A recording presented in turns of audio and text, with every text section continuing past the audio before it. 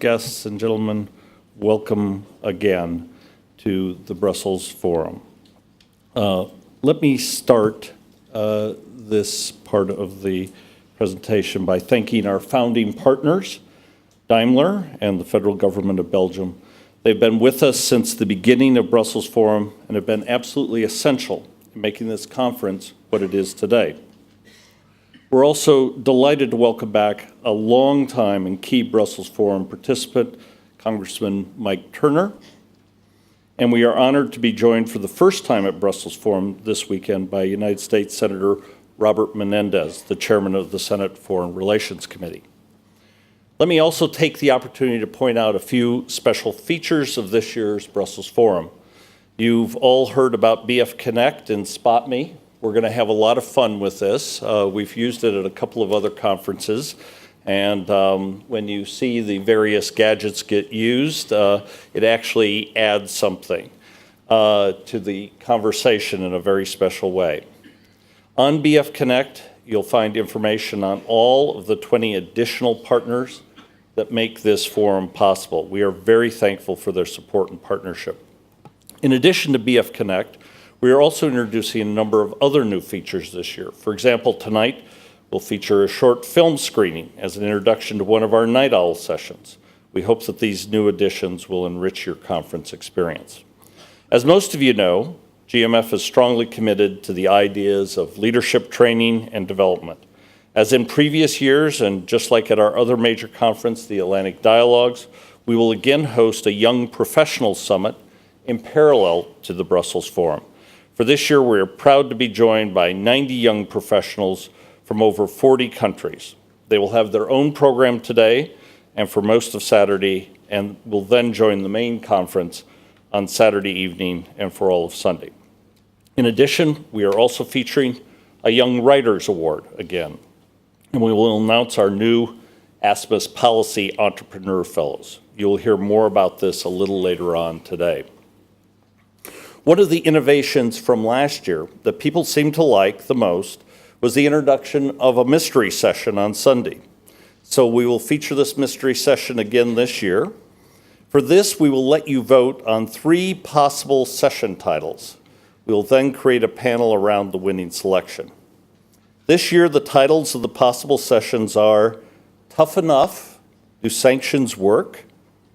Second one is Power to the People, Nationalism and Populism in Foreign Policy. And the third is Soft Power Strikes Out, Hard Power Strikes Back. We'll hold the vote after the first panel. With that, let me thank you again for joining us in Brussels. We are confident that with your participation, Brussels Forum 2014 will be a challenging and successful event. Now it is my honor to introduce the Foreign Minister of Belgium, Mr. Didier Reynders.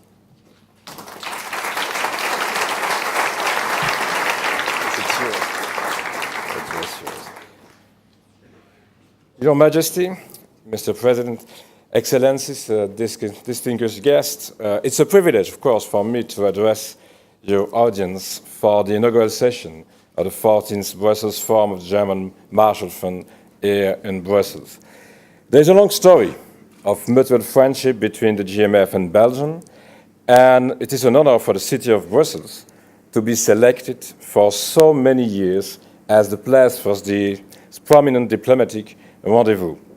Obviously, the truly international character of the city, with a constant and massive presence of officials of the EU and NATO, augmented by the whole press and lobbying activities around these two organizations, contributed substantially in the choice you made of Brussels.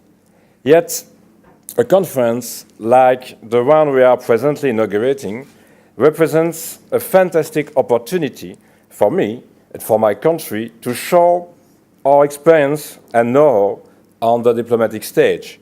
The remarkable high quality of your guests is a guarantee that, like every year, debates will be of impressive level, and the conclusions of your discussions will be particularly useful. This year, more than ever, in-depth discussions among specialists of world affairs will help us further strengthening the links between the EU and the US. Europe is in transition. The world is in transition.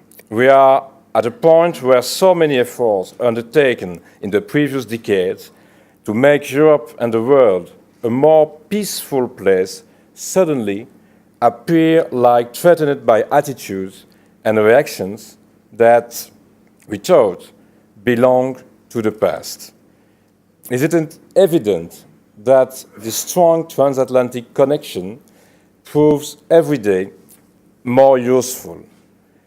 The present tragic situation around Ukraine and Crimea is an answer in itself. The commonality of values between us serves as a rock-solid basis for diplomatic initiatives. On both sides of the Atlantic, we are deeply attached to the preservation of territorial integrity, to peaceful means of conflict resolution, and to the priority of political solutions to crises. Likewise, we both know that Russia is and must remain a partner whose added value on the diplomatic scene has proved more than once very useful. In today's world, I sometimes have the impression that our message is not well understood. A world in transition is a world where exchange of views among nations and other non-state actors have to be multiplied so as to avoid misunderstanding and wrong perceptions. Commonplace, would you tell me? Do you know that in Russia today, NATO is considered by the average citizen as the most dangerous potential enemy? Whereas, on our side, the US and the EU, we are convinced that our partnership with Russia is an absolute necessity. I'm telling you, misunderstanding feed potential nationalistic feelings and reactions, and we all know where nationalism leads. Together with Russia, we were able to challenge so many difficulties of this world in transition. Together with Russia, we have to win the peace that followed the end of the Cold War. The GMF, as an institution in the air of probably the best example that ever existed to show that it's not enough to win a war if you are not able to win the ensuing peace. The Americans and the Germans, in the aftermath of World War II, were very much inspired in establishing the GMF with a mission to foster understanding and extensive cooperation between nations that once were at war. The European Union, as such, is also striking evidence that peace must be won after the weapons have silenced. In this year 2014, during which we will celebrate here in Belgium the 100th anniversary of a devastating conflict, it is more than appropriate to remember these lessons. This is also one of the reasons why we are here gathering for this forum.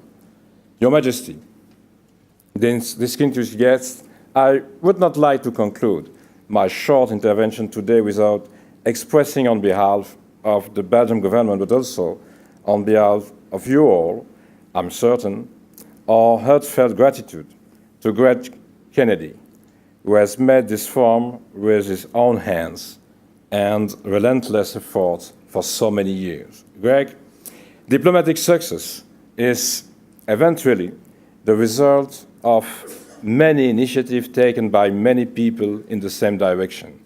You were one of these many people, but on top of this, you were also one of those who showed the way ahead.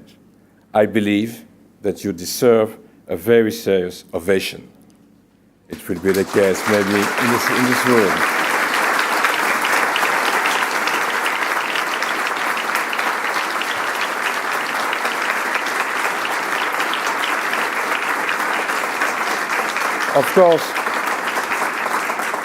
of course, to your successor, Karen Donfried, Special Assistant to President Obama and Senior Director for European Affairs at the National Security Council, I would like to extend my congratulations and my best wishes of good luck for this fantastic new challenge. Finally, Your Majesty, distinguished guests, like every year, I would like to congratulate for their exceptional performance the laureates of the Young Writers Award. When they receive their prize a bit later, think of the remarkable amount of efforts that were produced to deliver papers of an outstanding quality. It is good to see that our shared values are still strong enough to convince and inspire young people who will be the leaders of tomorrow. And I was, to conclude, very impressed by the results of the polls. Last year, maybe some months ago, the most important geopolitical issue for the security of the world was Iran.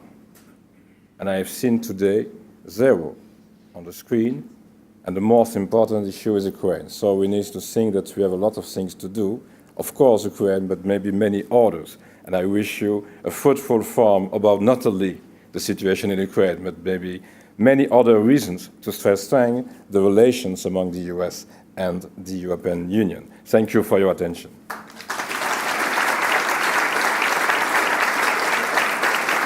Thank you so much.